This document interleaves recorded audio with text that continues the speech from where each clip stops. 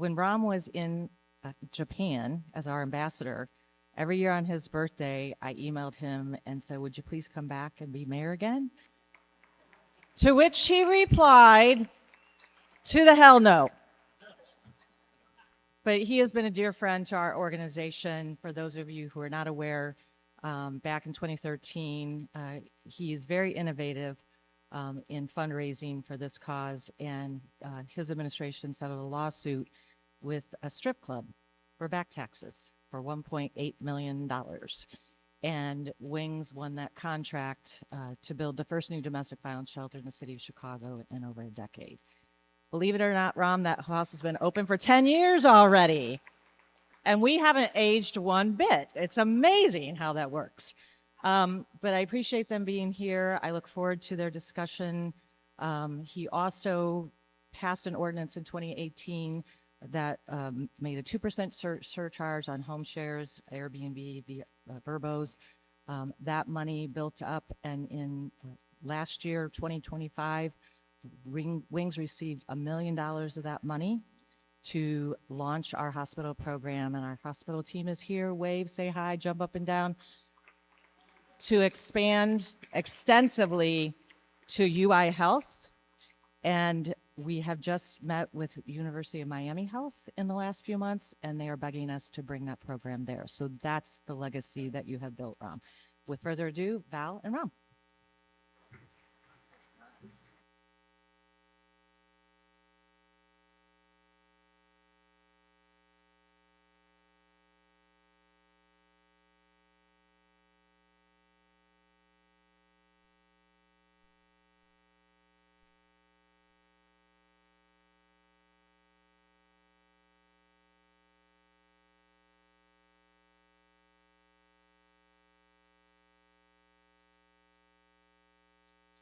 Signed off on a Wednesday, and everyone in Chicago turned on ABC7 and said, well, who's going to replace Oprah Winfrey? And they turned it on. They found Ryan Chiaverini and me.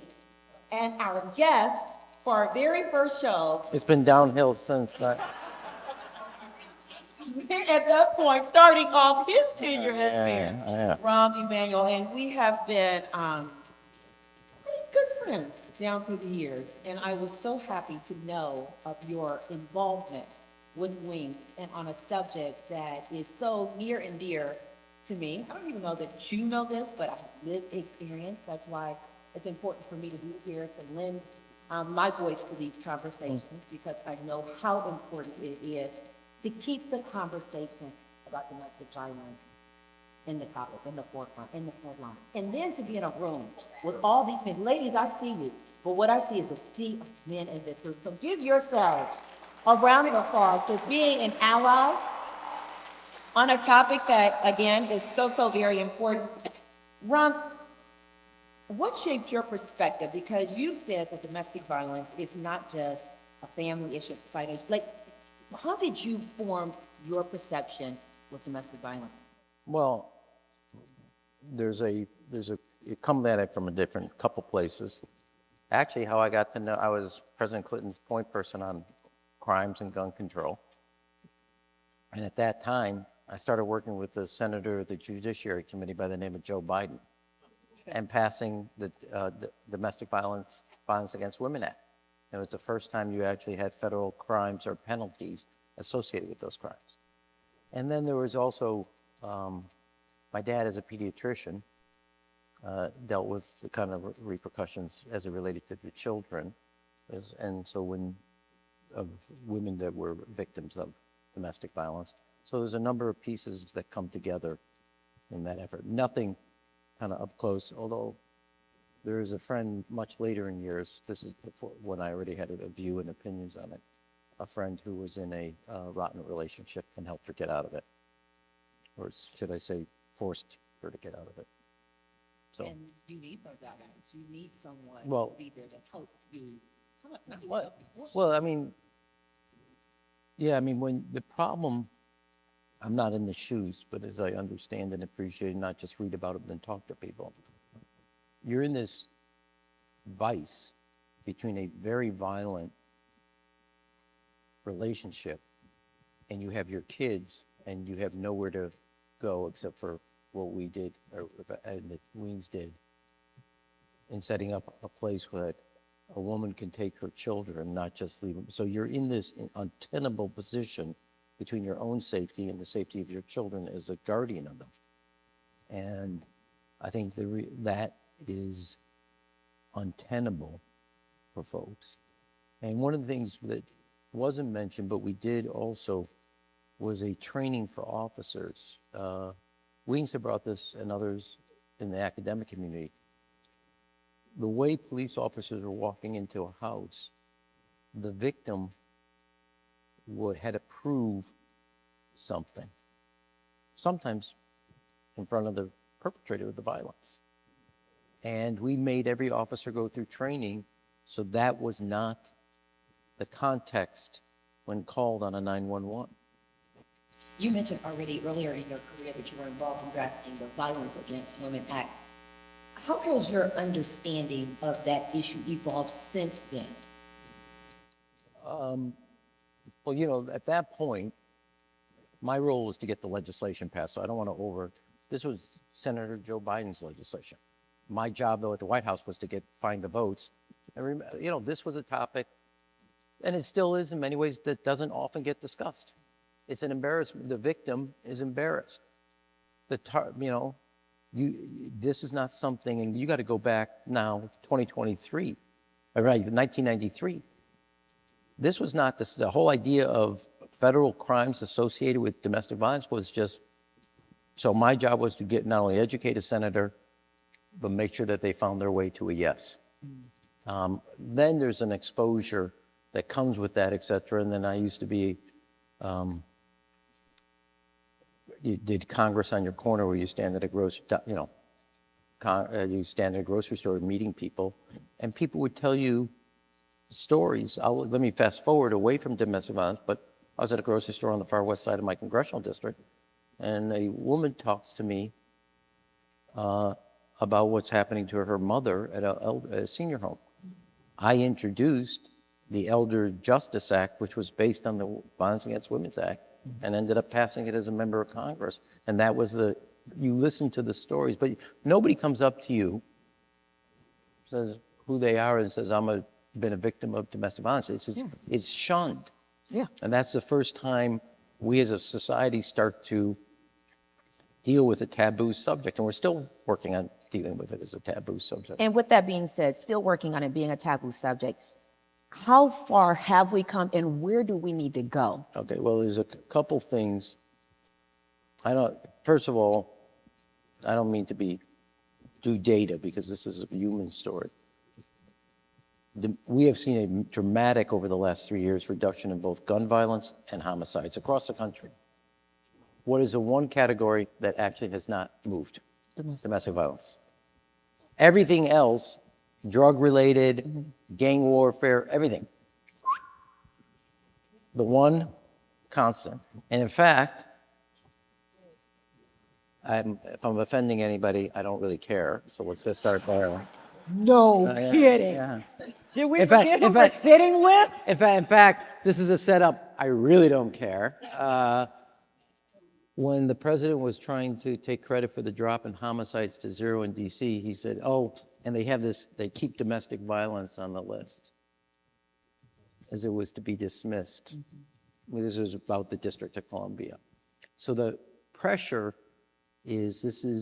doesn't go away. 10% of all homicides, I know in Chicago, but I think it's also the number nationwide. 10% of all homicides are domestic driven, as we, unfortunately, the family that is here attest to.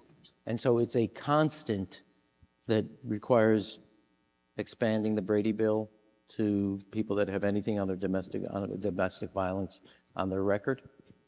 5-day waiting period before they get a gun. Other types of things that both train hospital staff, EMT staff, police departments, neighbors, and then there's a societal, which is not legislative, not making this a taboo subject to then identify, and then building facilities that the mother doesn't feel caught between her personal security and her children's personal security. And you know, the other thing that if a woman's safety doesn't get you, an abusive boyfriend or husband does not stop with the spouse. We have seen that 100 times. And if you look at some of the most recent gun violence and horrific stories, the husband or boyfriend has murdered both the mother and the children in different parts of this country. So we have a problem here, and we got to work on it as a society. And a lot of cities have made progress, but it is the constant. If you look at, and again, this is a gut-wrenching issue, and I don't want to talk about data, but that tells you something, that it has not had any impact from the kind of post-COVID decline that we've seen in crime and violence. And thank you for saying that it doesn't stop at just the spouse or the person, because again, I am here today to tell you, as a lived experience with a 23-year-old daughter, leaving when my son was 8 months old, my daughter was 5 years old, because I asked my 5-year-old to call the police. There was no way I wanted to raise my daughter. And fast forward all these years, I'm still dealing with the trauma that is left behind because of my daughter. I may have healed parts of my trauma, but now it's passed on to my daughter. So thank you for recognizing that as a man and saying that. And during your time as mayor, I'm telling you, this is home, y'all. It's real personal. And I appreciate that. And I mean that. You made expanding domestic violence shelter capacity a priority. You obviously have boots on the ground. You were in all 77 of these neighborhoods. You had a vantage point and you had eyes on situations. What made you make that a priority to say, we got to do something about this? Because I was fortunate enough to have family to go to. But there, think about, I never find, it's not lost on me that there are so many women who don't have a place to go, except for places like Wings. Yeah, well, so this has been a constant. As I said to you, by Clinton, but when I was a member of Congress, I joked at the table when we got what was called an earmark. All of you were against earmarks. Wings got an earmark, okay? I'm for it. I said those were the days you could move money around. And I did that. But again, if you're familiar with this, it's people you've talked to who tell you, and I remember when we opened up Wings, I don't know if anybody knows this, the groundbreaking, I asked Vice President Biden to come for the groundbreaking. We had one of our famous Chicago April winter storms. So he was like, what? He didn't have any coat or anything. He said, what the hell is going on around here? We gave him a good Chicago April winter storm. But you hear the anguish in a young woman's voice. And nobody wants to be in this situation, but they don't leave. So that tells you, unless you as a community, you as families show up, they cannot extract themselves from what it's not like they don't know this is bad. They know this is bad and real bad, but there is no exit door, there is no window that's up that they can get out of. And unless we show up, all doors are closed. Wings shows up, better policing shows up, better EMTs show up, and the victim doesn't have to prove something. Yeah. That's the first point, and separating them. So it's reporting into a police officer that he is responsible. You don't have to say in front of him in a room. I mean, love the Chicago Police Department, but I will just tell you, they, like other police departments, weren't trained, and they were doing things that made proving this, because nobody does this once. Nobody, the call may be the first time, right, but the violence is not the first time. And so getting the whole system, so the girlfriend, the wife can extract from that situation, we as a society have to do better. Some of it's legislation, some of it's training, and some of it is awareness. And you bring up violence, and we often think domestic violence, physical violence. But DV is way more. There's psychological, there's emotional trauma, correct. It's all those things. And Rebecca mentioned the home share surcharge.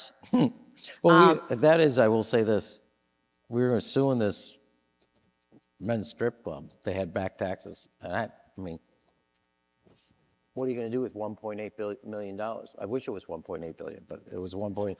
And so I knew of Wings through the Canning family, which is how I got when I was in Congress. So I thought an artful way to handle this, so I don't want it in the Treasury, was we'll give a men's strip club, and there's a little poetry there, and we'll give it over to the Wings. And I dare an alderman to vote against it. And they didn't. They didn't. I don't know. Like, do you want to get a dare from this one? Yeah.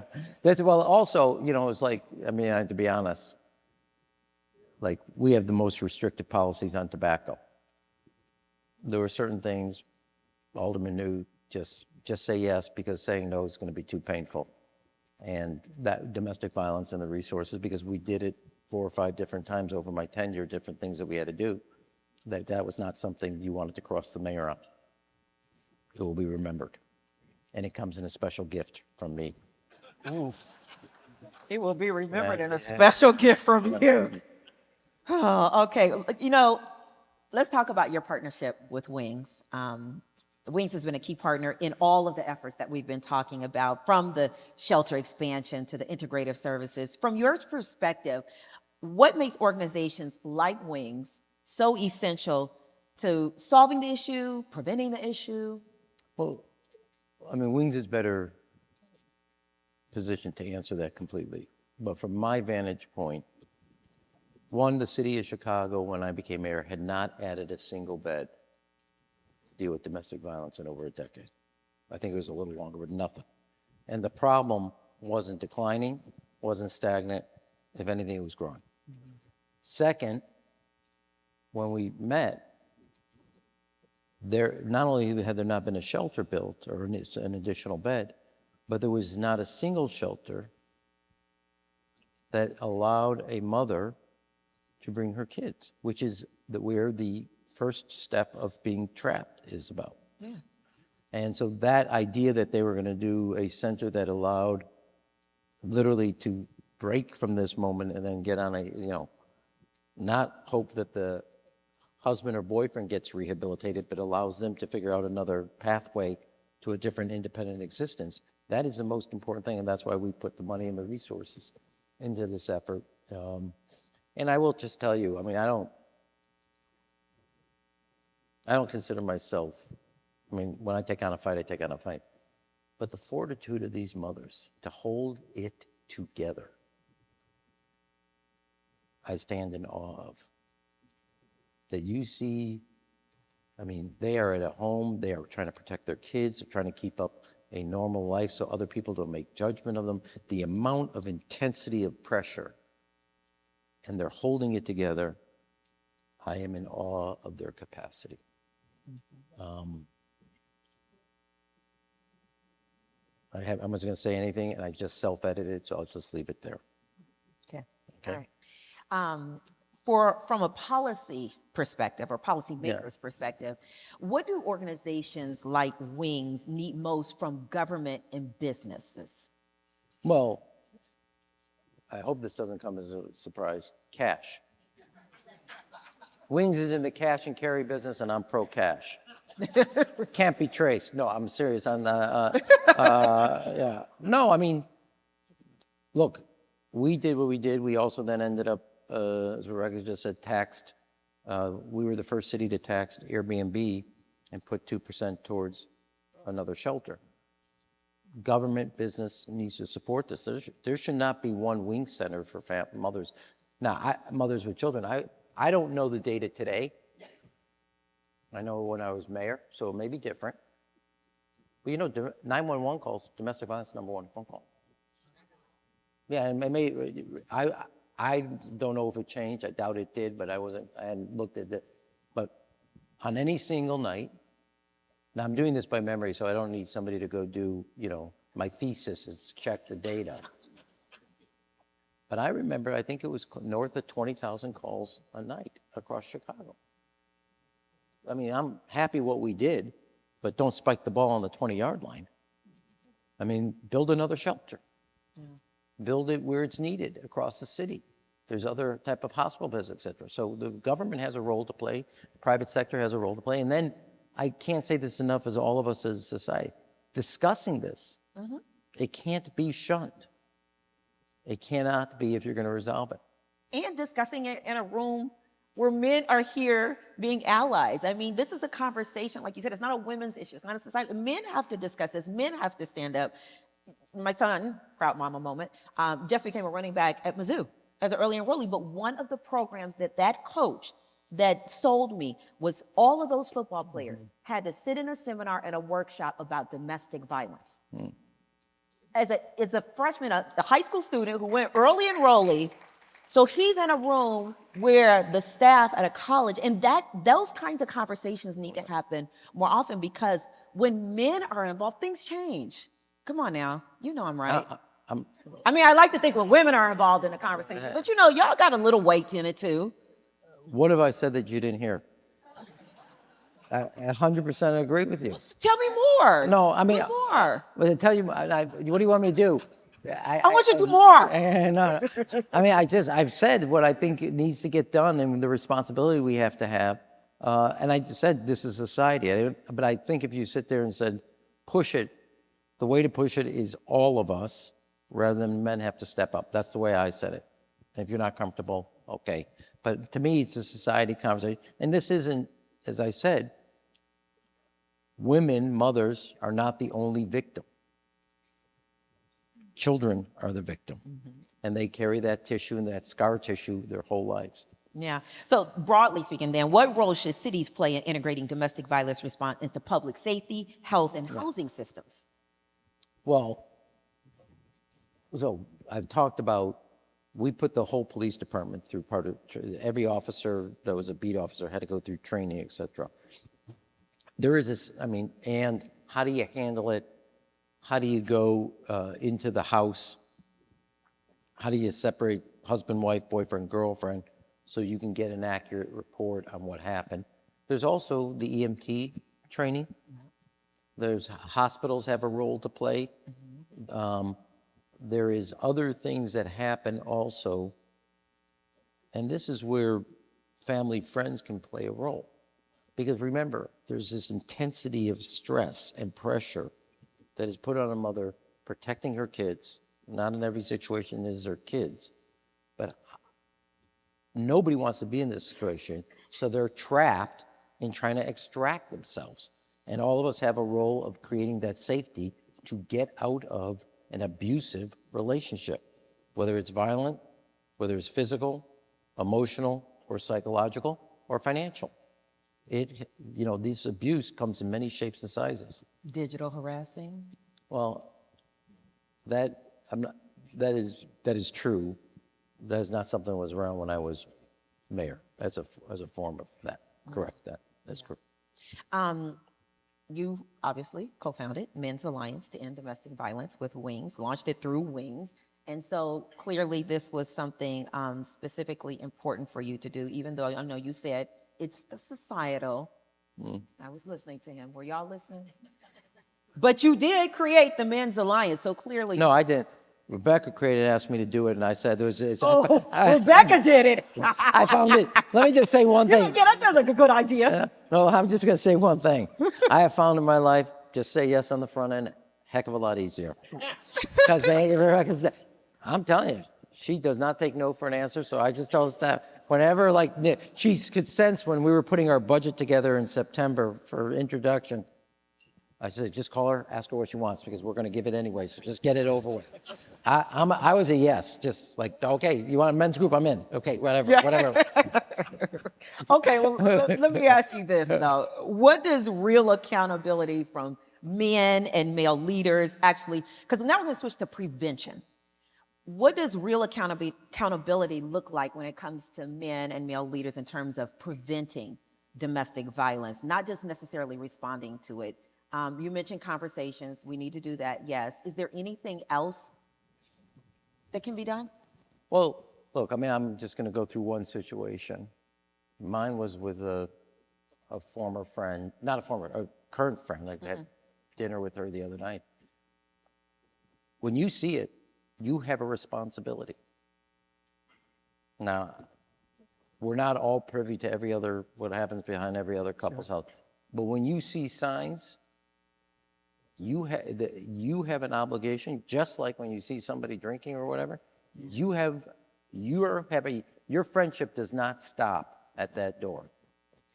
And it's not just conversations. In this case,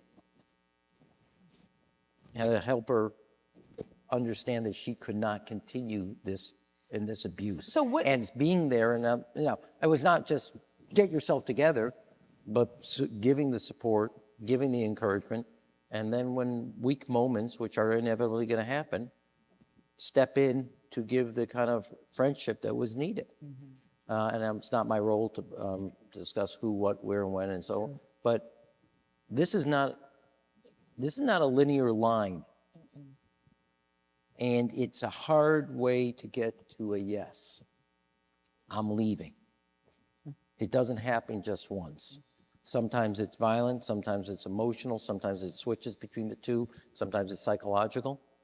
And getting that person to a yes and then the steps to follow through on that yes require friendship. I can't tell you that particular situation. And I just met the family, so I don't want to speak. The sense of afterwards, of all the signs that you saw but looked away or whatever. So it is the role, when I say society, what I mean is, yes, we can shame men. Yes, you can encourage men. Why are you going to look at me and say shame? Because you were the one barking at me. I got a whole friend of friends. These are viewers, not friends, okay? These are my friends. Okay. But They wake up at 4:30 in the morning with me. Not you. No, I'm working out, not you, no. So here's the thing, we all have a role. You know it. There's stuff you wouldn't do that you see other people doing. It's not comfortable. Otherwise, you would have done it already. Well, that's what I was going to ask So you. you have to step up. And this was, again, I don't want to put a time. It took about, I'm doing this by memory, but 6 to 9 months from yes to moving everything around to kicking the person out of the house. Right. So as a friend in a situation like that, how do you get, because we already talked about how taboo this topic is and how awkward the conversation can be. As a friend, how did you even broach that subject? No, I did not know until they said something. And then when they said something, gave them the kind of the confidence that, this is... Is it tough love? No. In that situation, on the first end, it was to give them the confidence that this is not changing. And unless you take the steps now, it's not, you're committing yourself and your kids to a situation that is really, really, and then, the children will be affected. It's not like you're one thing. It's your responsibility as the parent to protect them. Mm-hmm. For other people, it may be their own safety and security. But for her, it was the idea that her responsibility as a mother. Yeah, that's real. Expanding beds, services, we all know in this room that that's very critical, but how do you actually define success in domestic violence prevention and response? And you kind of talked about that when you talked about the look, training with the... we have a data point. I don't mean to do this. I'm a little data nerd. Homicides are down, shootings are down, except for domestic violence. Unless they follow that trend, we're not succeeding. Period. 10% of all homicides in America are domestic violence. If it gets to 8, you're making progress. If it stays at 10, you're stagnating. I don't mean to be cold, but we have data for a reason. And that data is to tell us whether the problem's growing, the problem's shrinking, or we're not making what we're doing is not working. And we have to deal with that. I did not know this until I saw this story 6-7 weeks ago. This stuff I used to, but that was a pretty incredible drop in violence across America post-COVID. Very dramatic. But no impact on domestic violence. And what's weird, not to geek out on you, is, and I'm not making any excuses, during COVID, you're locked in a house. Mm-hmm. Post-COVID, you're finally getting out, et cetera, and yet the problem did not diminish at all. That tells you something. Did you face any challenges advancing these initiatives? And if so, what were they? Well, I mean, when you mean what we did here in Chicago? Yeah. No, no. Or even Oh, globally? well, that's not. There was a. This is not, but it is what it is. There was a cultural resistance at the police department that, with like, not, but there was no arguing with me. Was there a cultural resistance? Did I think on the get-go everybody was gung-ho with this? No, but there was a persistence, and therefore it was my will. And I'm not saying I imposed my will, but in the end of the day, if you looked at it, it wasn't going to happen unless I willed it into force. What was that resistance? What did it look like? It was, I don't, it would just, there's like 8,250 priorities for the police department. Now there's 8,251 priorities for the, but we are going to make sure our police department, and I will say this, a lot of people talk about beat officers. The truth of the matter is the most important person in the police department is not the superintendent, it's the sergeant. They are the first line of management. They have 8 officers, in Chicago and different areas, but part of the reforms was to bring it from like 10-1 to 8-1. And if that sergeant who's grown up in the police department and exposure, et cetera, is not culturally or politically or societally sensitive, it's not there. And so yes, can you do the training? Can you lip sync? Can you read the words? Yes. Can you repeat the words? Yes. Is it part, look, I don't know your son's football coach. Never met him. Mm-hmm. What made him decide to take a football team and say, this is what we're going to do? Of all the things that you could do, and you could train or make young men aware of, why did he pick that? So there's something clearly triggered. Mm-hmm. That to me is important piece of this puzzle. And so was there a resistance? Yeah. Did they get over it? They had no choice. Yeah, they got up. But I didn't mention this, but now out of the corner of my eye, my distinguished rabbi is here. Father is here, so I call him my rabbi. But when we talk about, I just want to say, I was never a fan of Jews for Jesus, but I am a fan of, I've set up Jews for Pope Paul. My Pope Leo. I'm pro Pope Leo. Okay, I have the first chapter of Jews for Pope Leo, okay? But I want to be, no, on a serious note, the faith community also has a role. Mm-hmm. They have to speak to this from the pulpit. I will speak from a podium as an elected official or public figure. But the religious community also has a role to play, especially given its sense of establishing the threads of a community. And all of us, by speaking about it, can normalize something that then becomes not a taboo subject. Yeah. Where do you see the greatest opportunity today in terms of policy, funding, cultural change to really make a significant impact on domestic violence? Well, on the legislative front, dealing with gun control, straight up, as it relates, specifically with people with any piece of their record on domestic violence. If you're going to make the goal of reducing not just domestic violence, but reducing the homicides associated with it, you have to start with access to guns, and specifically with people with records. 2 is making sure, if this, and Rebecca kind of when we said it is still true, if domestic violence is your number 1 911 call, what are you doing? Where do you turn to? And I don't think there's been, outside of the one thing we did at Airbnb, new beds added, new shelters for places for mothers with children. And that's where the vice gets locked in between your own personal security, but the responsibility you have to the children. And if you have nowhere to turn, you have nowhere to turn. And that we have to give alternatives. Getting a person out of the house is the first step to getting them on the road to independence. That was said to me when we opened up the place by a mother with her daughter. If this did not exist, I would still be in that house. And if you don't have an alternative place, you can't make that break that is required for safety and security. We have a bunch of leaders in this room, business, philanthropy, community leaders. What should the leaders in this room be thinking, doing to make an impact? Double your gift to Wings so Rebecca gets off my back.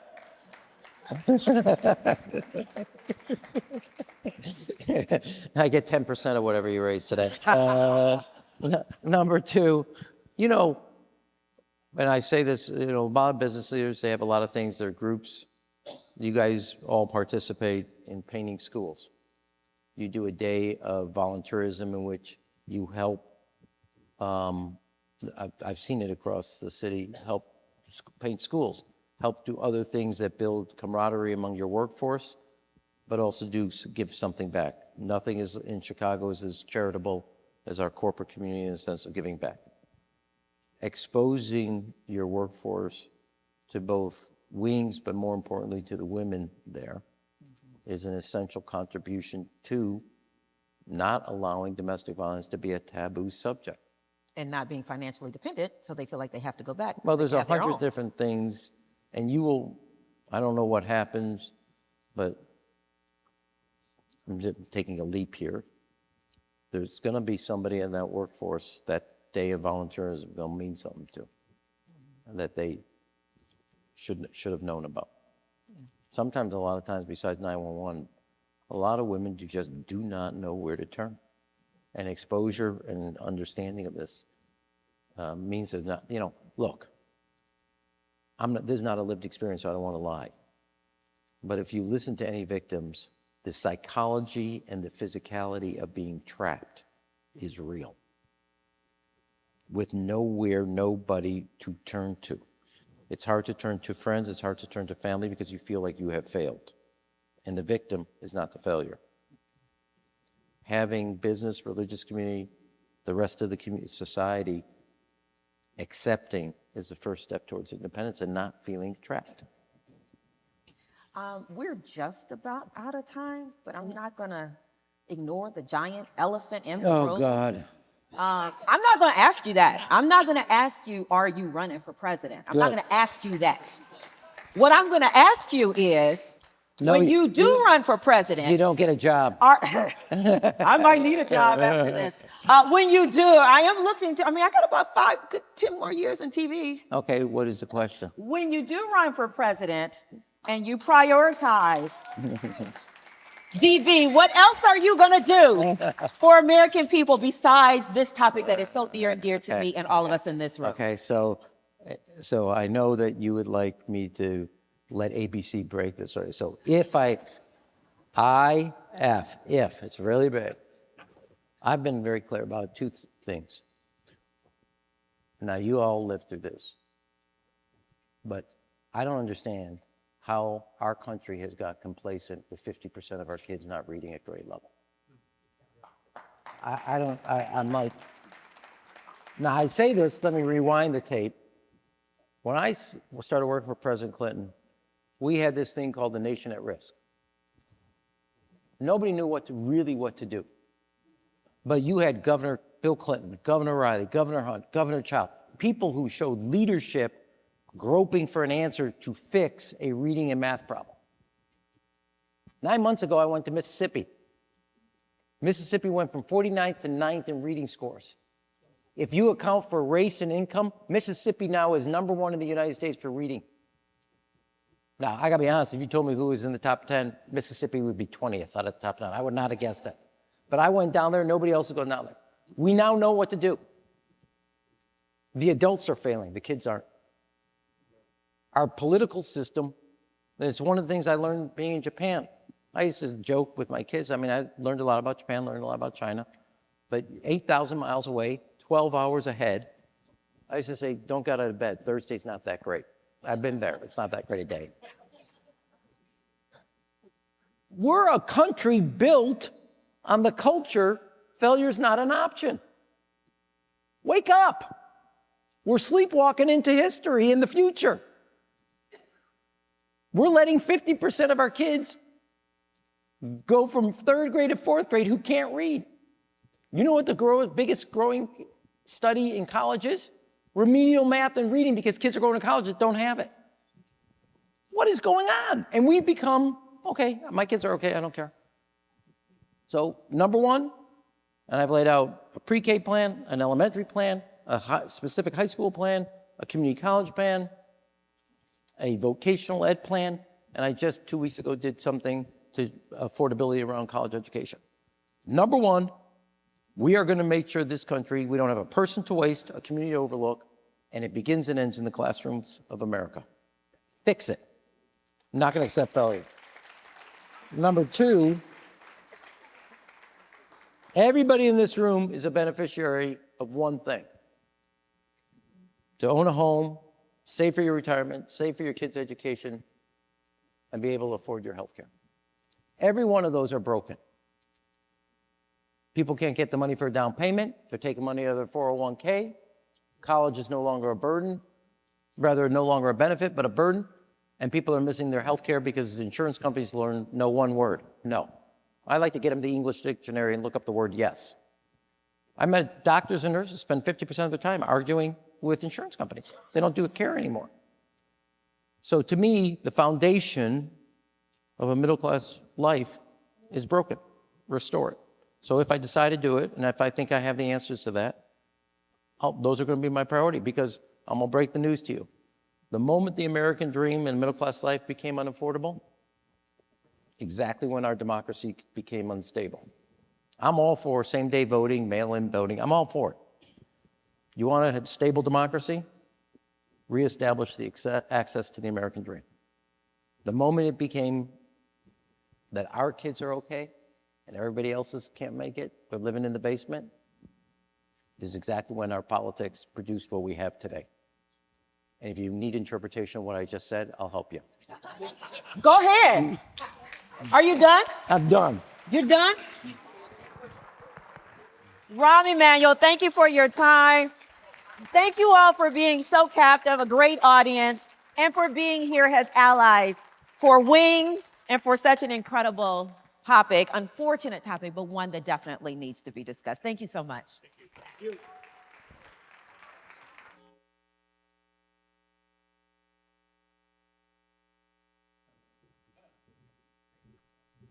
Okay, don't go anywhere. Don't go anywhere. Let's give a big round of applause to Ambassador, former Mayor Rahm Emanuel, and Val Warner. I'm John Shakota. It's a great honor for me to be the co-founder of the Men's Alliance with Ambassador, former Mayor Rahm Emanuel. I just want to tell, Rebecca, don't get mad at me. I just want to tell a real quick story. So, and this is even hard for me to do this, and I'm 64 years old, and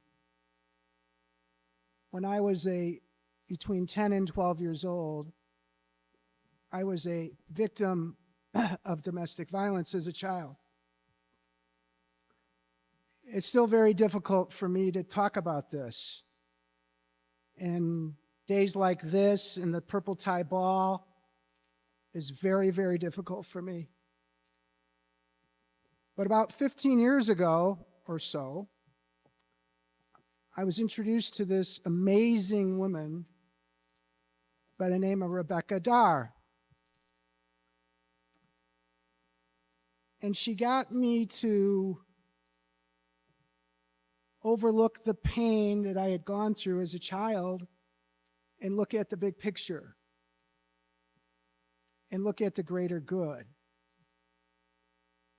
And so that's why I became, fortunately, a member of the board of Wings and its pro bono general counsel, and I've served in that capacity with honor for many years.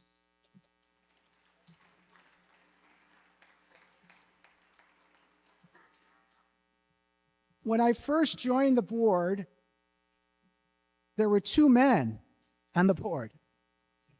And I walked in, I said, "You got to be kidding me. Where's all the men?"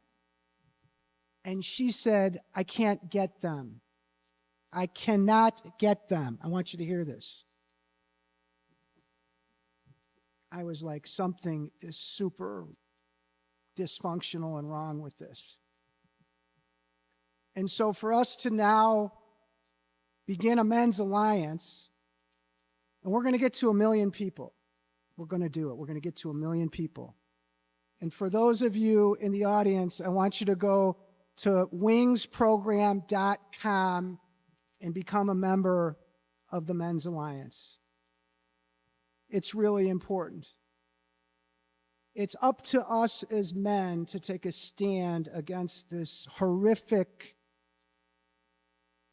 I'll call it a pandemic because that's what I believe it is.